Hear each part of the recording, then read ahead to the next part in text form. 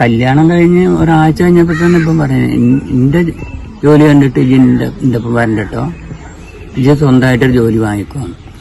അതിനോള് കഠിനാധ്വാനം ചെയ്യുന്നു.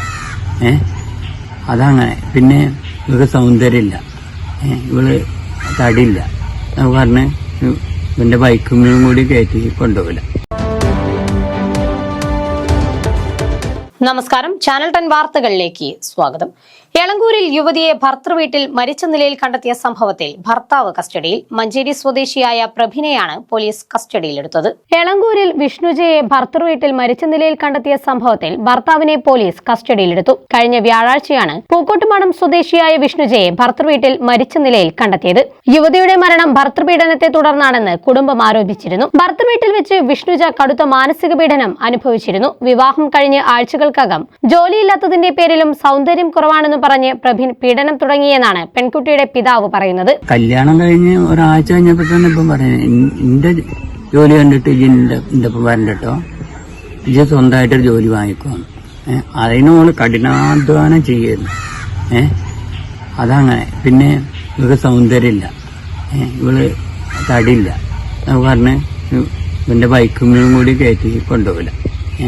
ഒരു കല്യാണം കഴിഞ്ഞിട്ടിപ്പോ 2 കൊല്ലം. എന്ത് ടൂറ് ജസ്റ്റ് ഒന്ന് നിലമ്പൂര് തേക്ക് മ്യൂസിയത്തിക്ക് അതുവരെ എന്റെ കുട്ടി അറിഞ്ഞില്ല. വേറെയുള്ള കുട്ടികളെ ഫോട്ടോ ഒക്കെ കാണുമ്പോ സങ്കടമാണ് കുട്ടിക്ക്.